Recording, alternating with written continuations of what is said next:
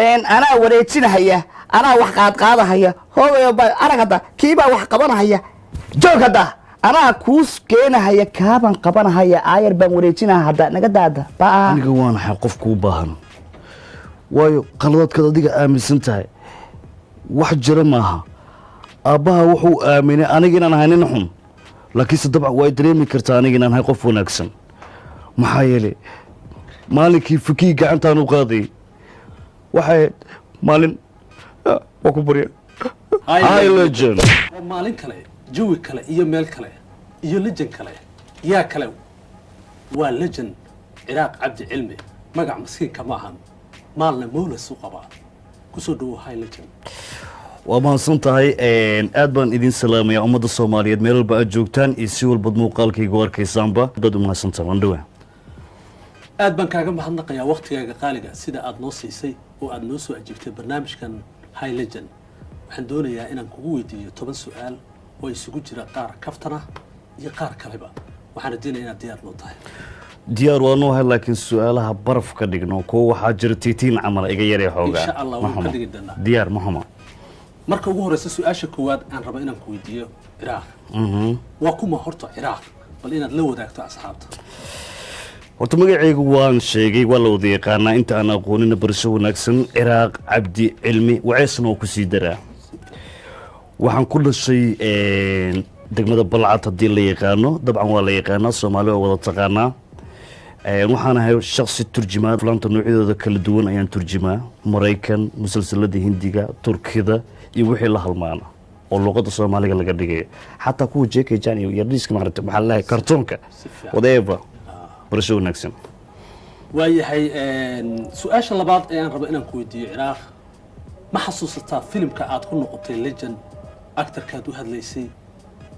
ma noo sheegi kartaa adigoo la wadaagayo fariskeena horta ma santa su'aal aad u qurux badan loona baahnaa inaad i weydiiso oo aan rabo inaan ka jawaabo si anigu inta badan dadka waxay igu wada yaqaanaan actoro iska normal ah sida hadda tusaale aan Ram Jaran oo kale Allu Arjun oo kale Mahesh Babu oo kale inama kan madaraaska ho madmadowga ah dhan ayaan wada codeeyaa wallahi hadda kuma dhihi karo filim noocaas oo kale aan aniga dhulku soo dhax laakiin inkastoo aan Ram Jaran ay bulshada badan aad igu baratay iyo ninka yiraahdaan Milan Mishra oo Brazil aad baan fahnay marka laga tago Ram Jaran ma jira actor kale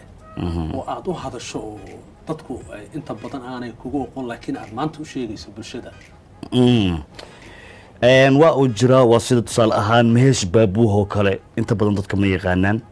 aan u hadlaa maxaa loo yaqaanaa Mahesh Babu maxaa laga wadaa Mahesh Babu anigu ma aqaan anigu horta luqadda Hindiga aan ba aqoonin ba kaliya waxaan waa lay turjumaa saan dhaha la yiraahdaa inta kale si macaanaya aniga waa intaas waayahay waxaan rabaa Ciraaq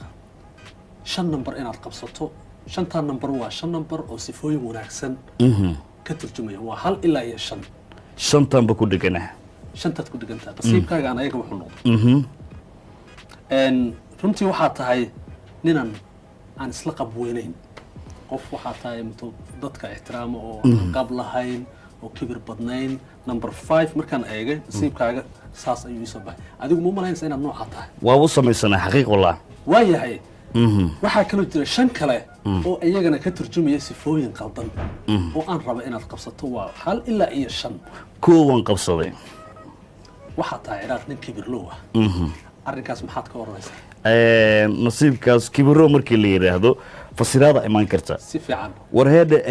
shakhsigan warseeta caafimaadkaada ka warno kala ama dagaal ah jiro kala ama hoolo ninkan sameeyo kala kibir noqon karta si fiican laakiin anigu shakhsi kibir badan oo ummadida Soomaaliyeed ku kibir badan ma ah waayahay su'aasha lixaad aan ku weydiin Ciraaq sawir kooban naga sii sifooyinka laga rabo qofka wax codeynaya sifooyinka looga baahan yahay sawir kooban naga sii waa inuu marka hore qofka ahaadaa qof maskax furan waa inuu ahaadaa qofka qof akhlaaq leh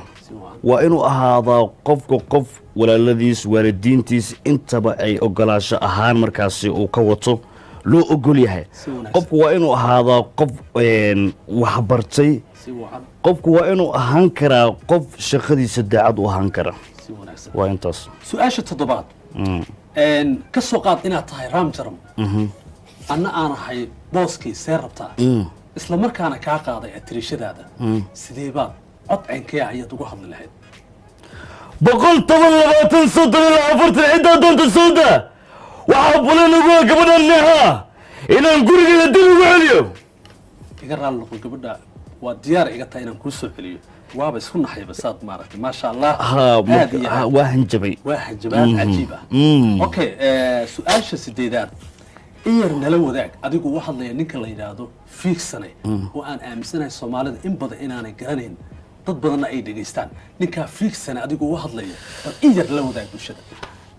anaa wareejinahaya anaa wax qaadqaadahaya hoogayo arag hadda kiibaa wax qabanahaya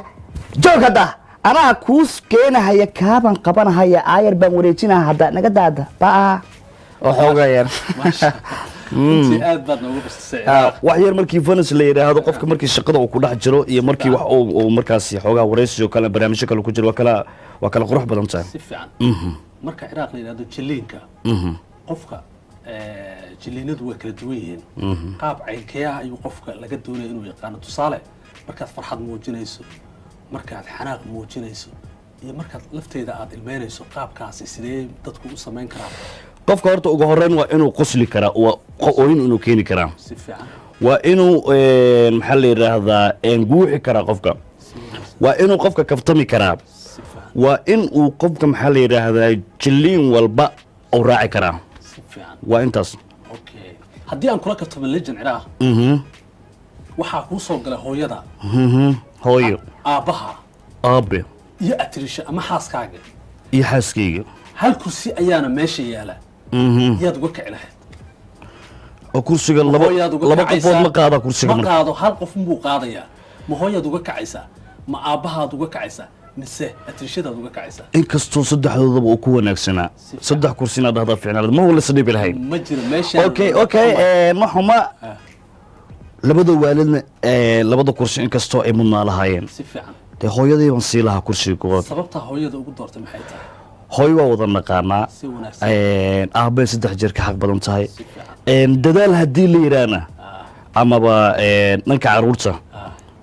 ayadaa number 1 ah hooyo dabcan waa dareemi kartaa waxaan sheegaya ma faahfaahin uma baahno waa intaasi inta la doonayo su-aashii jawaabteeda wuu gartay legend Ciraaq waayo halkaas waxaan ka fahmaynaa in hooyadu ay tahay qofka ugu xaq badan xagga diiniga marka laga hadlayo jeer inay ka xaq badan tahay oo kale aabuhuna uu yahay 2 jeer waayahay su-aasha ugu dambayso number 10 waxaan jeclaan lahaa inaad na tusto oo na taabsiiso adigoo filim u turjumayo isla markaana jacaylkaaga la hadlayo aad baan u jeclaan lahaa mar kale inaad noogu soo celiso neha aniga waan ahay qofku u baahan waayo qaladaadkaad adiga aaminsan tahay wax jira maaha aabbaha wuxuu aaminay aniga inaan ahay nin xun laakiinse dabcan waa dareemi kartaa aniga inaan ahay qof wanaagsan maxaa yeelay maalinkii fakii gacantaan u qaaday waxay maalin waa ku barya waa maasha allah taas oo waa soo gaabishay waxaan maraynaa guntii gabagabadii hal iyo laba maxaad oran lahayd barnaamijkan High Legend horta barnaamijka kaamil horta aad baan horta ugu faraxsanahay inaan maanta ka mid noqdana ama ka qayb qaatano waan ku faraxsanahay barnaamijkan High Legend waa barnaamij cusub waa barnaamij aad u qurux badan waxaan rajaynayaa halkan inuu ka sii socon doono asxaabta dambe iga dambeysay ee lejanada ah sidoo kalena waxaan leeyahay dee waa barnaamij qurux badan hala sii kala qurxiyo dhalinyarada kale Soomaaliyeedna waxaan leeyahay faniskuna waxaan leeyahay malaayiin jeer aad baad ugu mahadsantihiin taageeranimadiina qof walba wax ahna idinka ka dhiga maanta heerkan taaganaha idinka iga dhigteen malaayiin jeer waan dadaalay balse dadaalkayga waxa ka horeeyay idinka sacabkiina channelkana waxaan rajaynayaa dadku waxay yiraahdaan badanaa farta saas lagu dhaho barnaamijka idin soo jiidi doono haddii Ilaahay yiraahdo thank you intaan barnaamijkan mid la mid ah aynu ku kulmi doono waxaan idinku dhaafinaa sidaa iyo nabadgelyo nabadgelyo nool kulantay